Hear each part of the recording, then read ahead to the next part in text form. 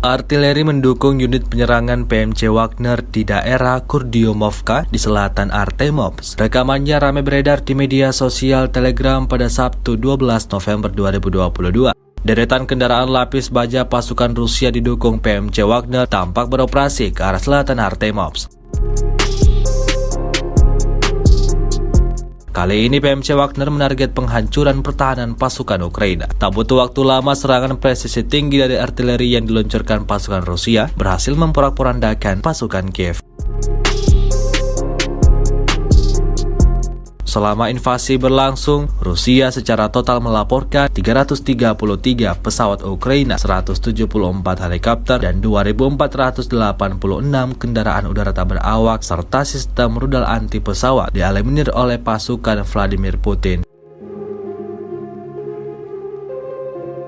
Sementara itu dari kubu Kiev, Kementerian Pertahanan Ukraina melaporkan 710 tentara Rusia dieliminir dalam 24 jam terakhir.